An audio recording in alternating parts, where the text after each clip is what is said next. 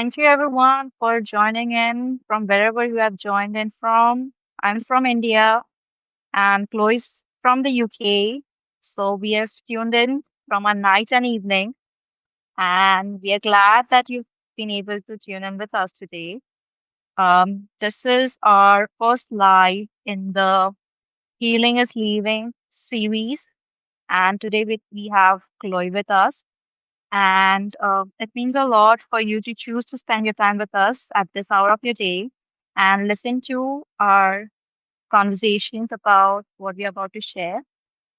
Basically, the space was born just out of pure desire to have more honest and nourishing conversations where we are not just talking about healing, but inviting all of us to go through it together, live it together. And the topic that we have chose today to talk about is close to home for many of us. We've either seen there or we are going through it right now, reclaiming joy, reclaiming aliveness in a burnout world where we are constantly pushed to prove, to perform, and to be productive. So we have Chloe, who is a well-being coach, a yoga teacher, and a writer, and who has spent most of her life helping others, especially high-performing women now, to find confidence, empowerment, and a life full of joy. Thank you, Chloe, and welcome. Thank you for spending your time and energy with us to share all your light and energy today.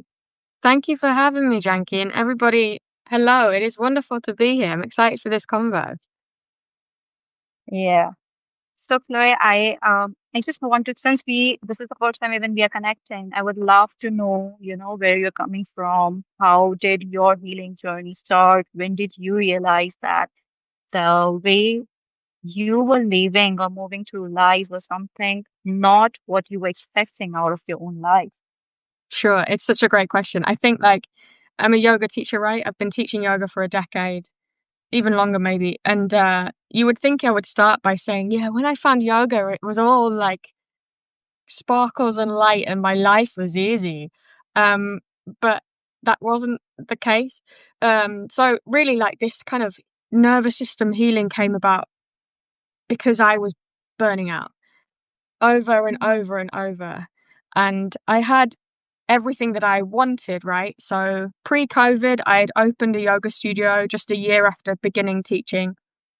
And I was teaching 15 classes a week, right? 15 hours of yoga a week. I've now got like hip issues from this shit, you know? It was it was a lot, but at the time I'm just like there, I'm hustling, I'm cracking on, I'm getting my stuff done. And what's really frustrating about that was it started to get easier and then COVID happened. And so I had to make the decision overnight whether that was something I wanted to pursue, this brick and mortar yoga studio, or something else, some crazy unknown, because I had bills to pay. I had to, lay out my rent for the next year. So I made this decision to suck it all in, and that kind of time. I remember feeling, oh my God, I didn't want to make this decision, but anyway, it was brilliant, really. What happened though quite quickly after that, and I think so many people can relate to this, is COVID kind of showed me how toxic my relationship was. And it became really difficult. So 2021, I left an 8-year relationship and it was really hard. And that 2021, 2022 was like my rock bottom, really. And I had to pause my teaching and I paused the Yoga Revolution, which was and is my studio, my online studio. And I had to rebuild again. It was really painful. And I think so many of us can relate to this, right? Like Mhm. just toxic relationships, making the decision to leave that and juggling work and where am I going to live now and what does this look like and going into another toxic relationship almost immediately. And I'm so glad that I made the decision alongside my therapist to be like, I'm going to heal from this and I'm going to do it properly and I'm going to, yeah, be gentle with myself. And so then that started really. The yoga's been the foundation, but that healing and that kind of nervous system relearning and learning what it's like to be a woman, I think, and to be confident in my own choices and to learn my own body and my own rhythms and all of that from scratch, it felt like. That's what I did. And I'm now more resilient and happier and more joyful than I've ever been, despite not having all of my ducks in a row, by the way. But because I put in that nervous system foundation, here I am. So that's what I do for others now. And it's magical because, it came from yoga and it still is a bit of yoga. I love yoga and a joyful practice as well, not just, I was going to say not just boring yoga, but it's beautiful and magical. And then we can use that as one of the tools to help us live this joyful life because we're not around for long. And my worst nightmare is really getting to my 80s and 90s and thinking, well, that was shit. I should have been a bit more, you know, gentle. I should have done the things I wanted to do. I should have been more aligned. Why did I burn out every year? That was rubbish. That's not what I want for us. Yeah. So that's my mission, and that is where that's where I come from. I think that is really courageous of you and everyone who actually moves out of the burnout or a misaligned life and wants to build from scratch. And I can totally relate with you on that aspect, wherein COVID really hit everyone to the rock bottom, where we were really prioritizing and looking within of what means to us, what are our values, and what is the kind of life we want to build. And I think that's a myth, again, like you said, that yoga, even teaching yoga or doing yoga does not fix everything. That's even something I've learned the hard way because once you start learning yoga, or even if you're a yoga teacher, your journey starts by burning yourself out. You think that doing more yoga or giving more yoga will heal you, but eventually it does not. That's another path that's burning out yourself. And yes, I mean, I can totally relate with you on that. And oh, Chloe, since you talk about, teaching 15 hours of yoga in a week and trying to reevaluate your relationship dynamics, what do you think about the perfect work-life balance? Like, what is your take? Because I try to balance my work and my life, trying to perfect it, but it does not somehow work like that, unfortunately. Yeah, and I think it doesn't really work like that. I think because we've been sold a lie, like it's Mm, another addition to the pot of productivity myths that we've mm, been sold. I think that we can have this glorious work-life balance, and if you don't have it, then you're a loser, you're a failure, you're not good enough, you're not mm, trying hard enough. So then that's when we start piling on all of these wellness tools because our work-life balance is shot to shit. So I should be drinking kale smoothies and doing ice baths every morning and getting up at 5 and doing ultra marathons or like whatever, like, you know, add your insane kind of self-care thing here. mm. So then it's just like this perpetual cycle, right? Like I just don't think a perfect balance is anything other than toxic, really. So I think the instead of like finding a balance, it's kind of like my mission is accepting a little bit of chaos, but also imperfection, because I think so many people are perfectionists, right? Especially, I was going to say especially women, but perhaps not. Perhaps that's really unfair. But we've been taught as a society that like if you produce and if you produce really well, then you are worthy.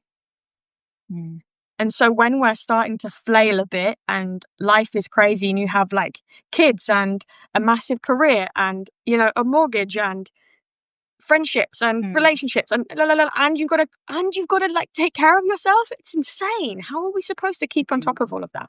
So I think that, yeah, I think that really what it is recognizing that you aren't going to slow down when things calm down. Like when your kids, I hear this all the time. When your kids get older, that's not the time to do it. When you finish this big caseload or this big project at work, you're not going to calm down. It's like saying, "Oh, I'll be happy when I get that new car," or you know, do this new thing or get this amount of money, you won't be happy. It's a fleeting thing. You'll get a little dopamine hit, right? But then you're back to baseline.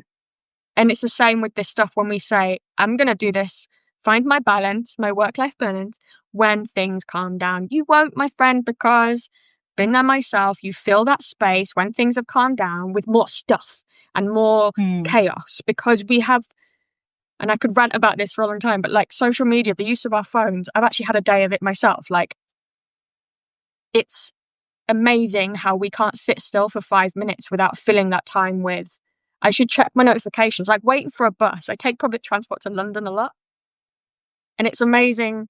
No judgment, please. But to see that, we're waiting for a train, we're waiting for a bus, whatever. And okay, well, what am I going to do in this time? I have to scroll. I have to be productive. I have to engage with something. I have to entertain myself.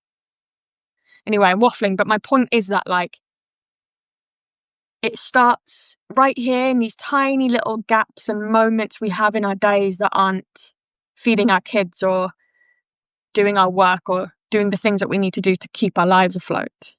It has to start here in really gentle, easygoing, kind of fun ways. And that's how we start to make changes from the inside out. It's these relearnings, what it's like to not be a robot, but to be a human being who, yeah, can be productive sometimes, but also really shouldn't be productive sometimes. You know? I hope that's answered your Yeah. question. I know that went on a bit of a tangent. Yeah, I love that. Two things, basically what you've shared, that your journey or your calming down doesn't start after achieving that big project or after taking care of your children or once your kids are grown up, but it starts right now. That reminds me of something that I've read, and mostly I think most of you might have read before. You probably cannot see or measure your success because you always keep raising your bar higher and higher. So it's just, it brought to me that okay, we don't realize that how far we have come because we are already setting the bar higher. We're already setting the next goal. We're already thinking of something else, and then we say that we can't slow down. Mm-hmm. So I think you're very apt on that part. And yeah, I do believe that the way we are associating and attaching our worth with productivity is quite harmful. Yeah. I mean, absolutely. It's a huge barrier, right, to Yes, our joy, I think. yes. Coming to joy, when we know, our inner being knows that joy is our innate nature, that is what we are. What stops us from experiencing that? What are the blocks that, because of which we aren't able to experience that, or maybe go into that zone? I think that this is a really interesting question because I think first of all we have to define what joy actually is.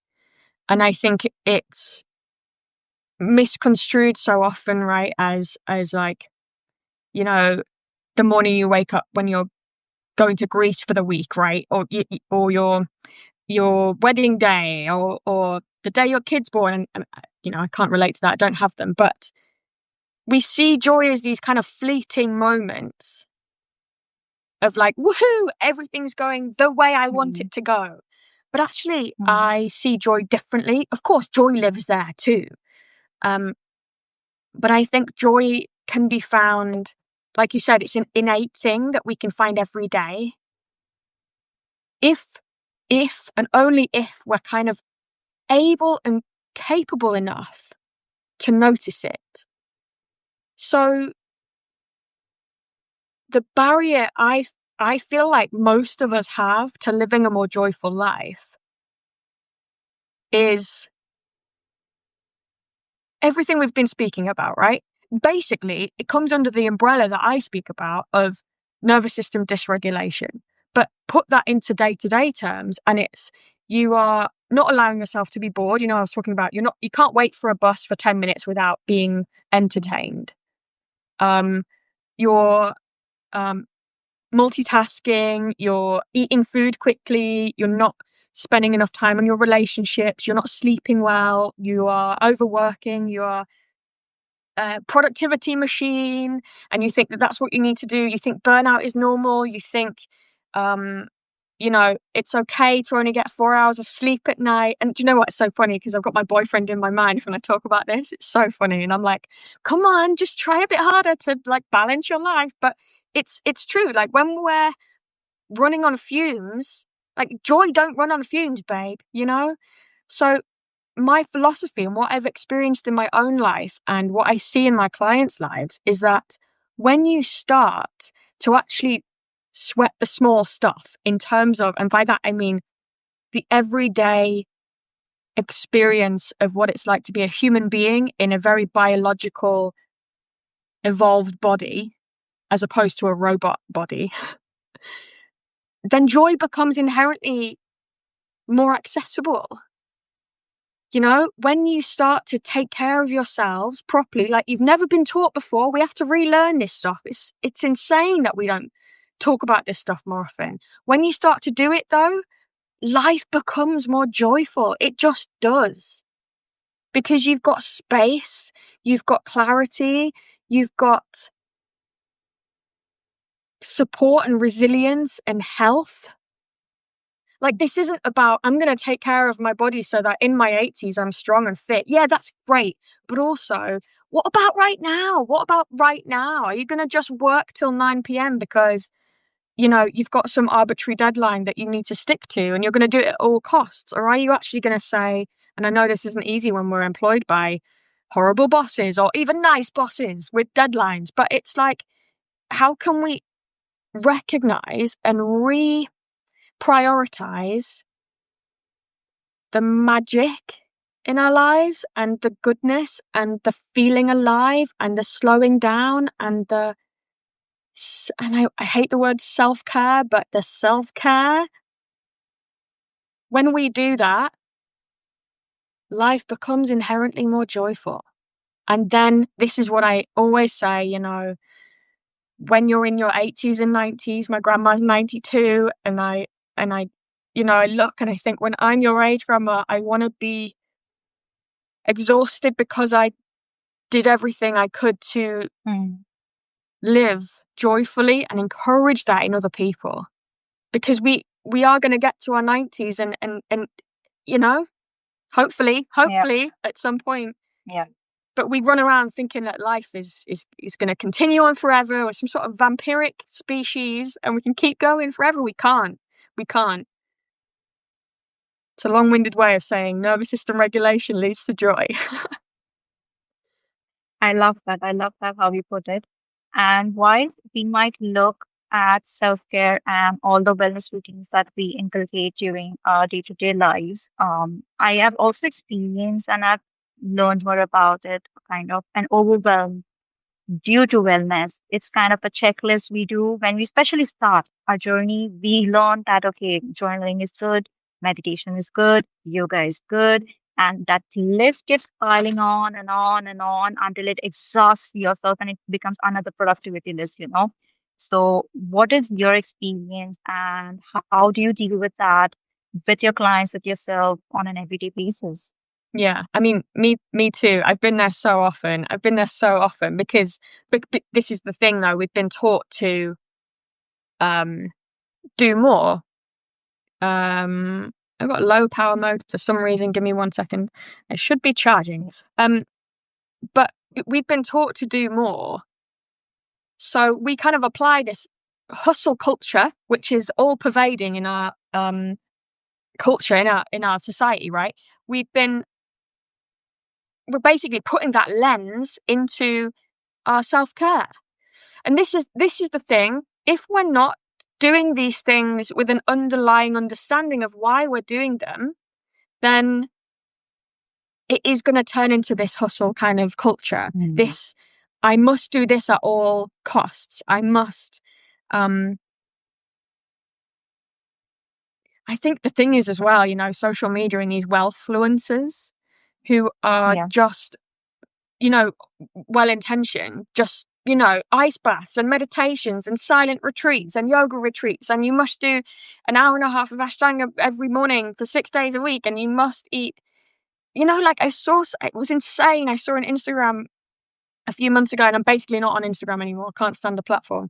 And it was this guy, well-known health website, well known, huge following, and this guy was saying, yeah, so I eat I think he said I eat 3 days a week, and on those 3 days I eat for an hour a day, and I eat mostly eggs. And I'm like, are you serious? You know, you've got, whether you like it or not, mate, you've got a platform, and you've got hundreds of thousands of people watching this shit and thinking that that's okay. You're eating 3 days a week. Are you what? So we're watching this, we're consuming it, we're not feeling good enough. You've got this work-life balance mystery that we're trying to attempt to spin, as well as all these other plates. Oh my God, can you just feel the tension?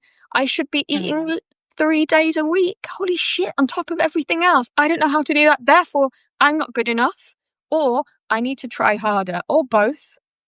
And so that's when we end up in this like crazy toxic spiral where nothing is actually making that much of a dent because we're not relearning in the first place. Once we have the tools, once we have the understanding of our basic mechanism as a human being, then we can apply things like ice baths if you want to, or meditation or breath work. And that stuff then becomes way more potent and way more alive because we understand why we're doing it and because we're inherently more connected to our bodies, right?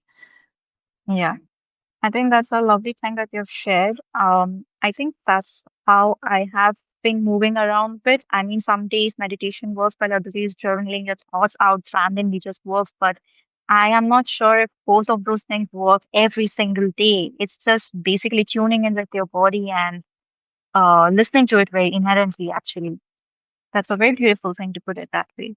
When we're talking about that, Chloe, if just to simplify and make it more tangible and applicable across the everyone, how can nervous system regulation on an everyday basis to experience joy might feel like or look like, just not another hustle or another to-do list to accomplish that, okay, I've done this, I've regulated myself, but rather more in real life, in a situation that's difficult to handle. How does one handle that and regulate oneself? Yeah, I mean, there's lots of different ways, and I think there's lots of different contexts as well, because it depends upon the way that you experience life, you know, because I think you, Janky, are going to experience it much different to me. And so it is contextual and it is different person to person. But what's not different person to person? And I think the key to all of the things really in life and what we're talking about is interoception, basically the art of being able to tune in and feel more. So understanding your physiological cues. So for instance, I always talk about this, that you can get an app for your phone that my mum has it. It drives me crazy when I'm with her. That will emit a little sound when you should be drinking water, you know. And I find that really fascinating. It's one of the, like, how long can we go without drinking water? It's like a couple of days or something, right? Um, what, this is a really integral part of our physiology. We need to stay hydrated, yet we have disconnected ourselves so much from that mechanism of thirst that we need an app to tell us to drink. That seems insane, but that's exactly where we've got to, I think, as human beings, right? Like, we are so disassociated from hunger and thirst, let alone anger and sadness and tension and softness and ease. No wonder we're burning out, you know. So I think the number one thing is learning how to feel again.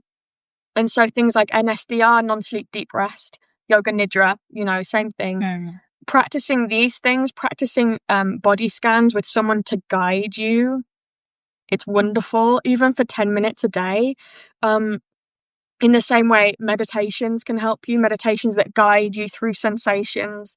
It's like going to the gym and doing bicep curls, right? But instead of building our biceps, we're building our ability to feel.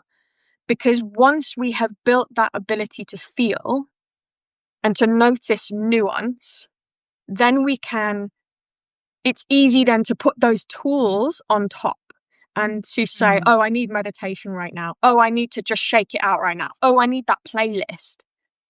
So, for instance, with me, when I travel to London, I'm a sensitive person, all right? And I don't like crowds, and I struggle with public transport a little bit. I just get a little bit stressed. And my partner lives in South London and I live in Yorkshire, so it takes like a big old train, and then I have to get another train and then a bus or an Uber or so. And it's a lot, right? King's Cross is a lot. And I've realized that it's a lot for me, right? Mm. So I'm there with my big headphones on and I'm listening to music that gives me signals of safety. Because this is what we're navigating, right? Is our life right now, wherever you are, whatever you're doing in any given moment, your body is analyzing the environment for signals of safety and for signals of um, unsafety or mobilization. And if the safety is overriding if there's more safety than mobilization, you're good to go and you'll feel calm and relaxed and easy. When I'm on the train, I don't, right? I'm feeling like, oh my God, I'm going to miss the train, or I'm going to do this, or there's crowds of people. Oh my God. Um, my feelings of safety have dropped. So I know then, but I know what that feels like because I've worked on this practice of feeling. I know what this is in my body. What do I do then to up the safety?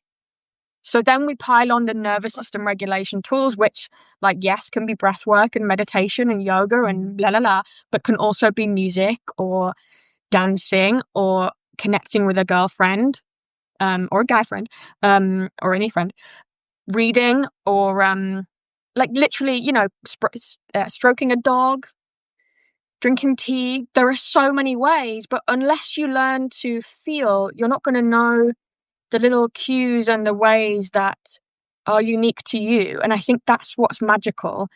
That's what I lead my clients through, right? Is like, okay, these are the kind of ways we can self-regulate. Which are the ones that work for you? Let's go and be curious. Let's go into this experimental mode. There's no getting this wrong. Notice how you feel. Put on these tools on the top when you need them. Notice what changes. And then we respond accordingly. Then we say, that didn't work so much. Or, interesting, you get stressed on public transport too. Why don't you try this? Does that work? Does that give you senses of safety? No? Okay, let's try something else, you know? So I think that to find more joy every day, start to feel more, and then we can start to layer on these tools on the top. And then what happens is you're making a cup of tea and you can make the decision to be like, this is nice, this is joyful, this is a wonderful moment in my day, rather than, oh my God, I've got to get this cup of tea made because I've got a meeting in 5 minutes and the kids and the dog and the la la la. You know, we're Yeah. shifting into a different way of engaging with reality. Yeah. It's really amazing how just tuning in, which might initially feel unsafe and a little difficult if you haven't really felt your emotions or how it feels in your body. But once you start building that muscle, you start understanding yourself more and how you just club it with or layer it with the tools that work for you, the way you put it. It's really, really helpful, I think. Plus, I think today you shared a post just about that 10 simple things that work, and I loved it, to be very honest. And I think those are the kind of things that we overlook because Mm-hmm. they're so simple and so integrated in our life that we tend to overlook them and we rather move towards more complicated things to help us regulate. Absolutely. It's so funny that post Yeah. today because, like, maybe it's TMI, sorry, folks, but my period started today and I was not cool about engaging with reality. And I'm just like, do you know what? I needed to write something and it was about, oh God, maybe people will resonate with the little things that I do every day when I'm feeling like this to just bring me back into my cocoon of loveliness. And my favorite one, by the way, is putting on socks. It sounds so simple, I but love when your that. hands and feet are cold, your body is like, okay, there's a problem here. There's a physiological strain here. We need to be on a little bit Mm, of an alert. But when you put mm, on socks, it literally science, baby. It tells your nervous system that you're good, you're safe, you're warm and cozy. There's a containment as well in that. It's so funny. It's so fascinating. These little things, like you said, we can overlook them because ice baths are glamorous, and you know, these big self-care things like doing yoga every Yeah. day. 14 hours, by the way. Do not recommend doing 14 hours of yoga a week. Like you said at the beginning, you can't just pile it on and expect things to Yeah. work. Your nervous system doesn't, it won't make a difference if you start taking magnesium. Can I just say that? Like, supplement Yeah. carefully and supplement joyfully. That's great. Supplements are brilliant, but like, you can't supplement your way out of a nervous system dysregulation. Yeah. Yeah, so true, so true. I had been subconsciously doing the socks thing for myself, and my feet get cold, Usually, I'm just a cold human. And socks are the way of keep giving that comfort. And like you put it just gives you that sense of safety. But I never knew that, okay, that could be one way you could be giving that safety to your body.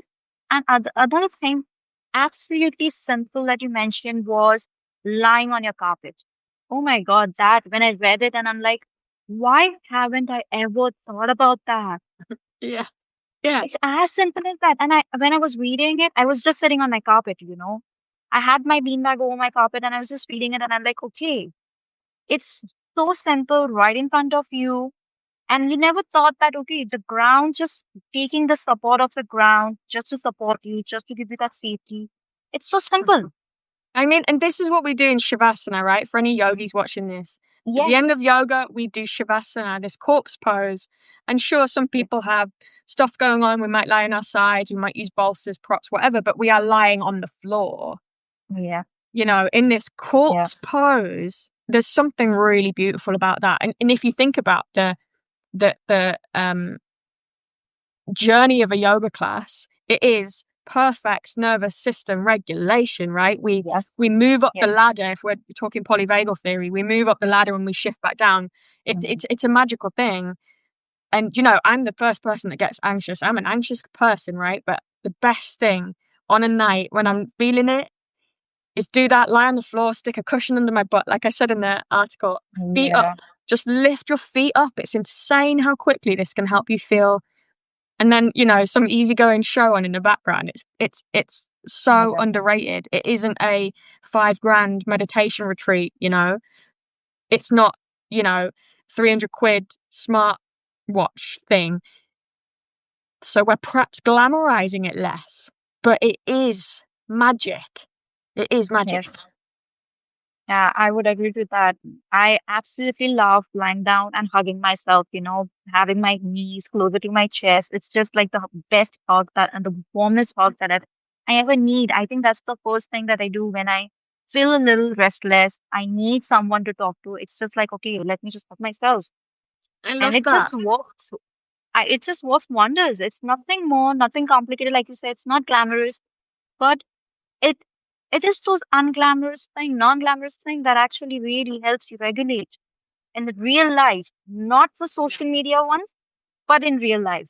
Absolutely. And when we start to glamorize these unglamorous things, when we start to realize the weight of them, and we realize how important nervous system regulation is, and we start to feel more, and we start to realize, oh, it's the knees into the chest thing that really does it for me, or it's the Yes. listening to Chopin on the tube that really does it for me, whatever. Like, Yeah. this is like, I can't stress this enough, right? This unlocks a sense of fucking joy. This Yeah. becomes like, oh, I'm no longer just being thrown around by life. I'm able to forgive the horrible um likening, but it's we're able to surf the waves, baby. But it's like I'm able to take control of every day in a more meaningful way, react less, to Yeah. the madness of life, because let me tell you, you're never in control.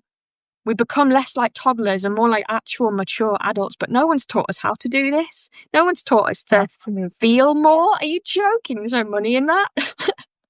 So Yeah. it's a big old learning, but when you do it, and I encourage you to do it, anyone listening to this, just start to feel more and respond accordingly. And your life, I know it doesn't sound like it will, but it changes and it gets more joyful. Lovely. That I think this conversation has been so grounding, so unglamorous, to be very honest, and so much that even me, I needed it even before coming to the call. I think I just, told you that I was a bit restless because this was Yeah, yeah. uncomfortable, but the way you just created a sort of an environment for everyone, it was really warm, and I hope everyone listening might have taken their notes. Um, any last final words, Chloe, you would like to share with the listeners? Just prioritize the small ways you take care of yourself. Everybody prioritize that. Even if people on Instagram make you feel like you shouldn't prioritize it, you should prioritize it, and maybe be on Instagram a little bit less. Oh, yes. I would vouch for that any other day. Yeah. Love Substack, right? Substack for the win. It's so Yes, great to be yes, connected with you. And yes. if anyone wants to learn more about this, my Substack is my place. This is where we talk nervous system regulation in this down to earth, easygoing way all the time. Yeah. I love consuming your content. You're one of those creators whose content is so grounded, so realistic, and so tangible, to be very honest, that you can instantly pick it and apply it in the next moment because it's like a mini toolbox that you can just carry it with yourself, full confident that okay, I feel confident in myself to be able to regulate myself no matter what the given situation is. I don't need those heavy complex tools. Yes, they are good. I can do that when I have a lot of time, but these are very accessible, to be very honest. So I would definitely encourage everyone to go consume her content. You're not going to uh, harm yourself by doing that. And it's really, really helpful. Thanks, Janky. That means such a lot. I really appreciate that. Thank you. Yeah. Yeah. Thank you guys for tuning in today. I will be summarizing the entire live in form of a newsletter and we'll be sending it out on Friday or Saturday. Summarize if anyone wants to go through it again. And yes, this conversation was just not the end, it's just the beginning. We invite you to take time to feel safe within yourselves and slow down. And take what resonated with you, leave what did not, and come back to it when you're ready for it. Because every piece, every nugget, I'm sure it's going to be so helpful for you in every phase or stage of your life. Thank you so much. Thank you. Thank you, Thank Chloe. you. Thank you for Loads your of love. time. And yeah, I'll see you soon. Have a good day, folks. yes.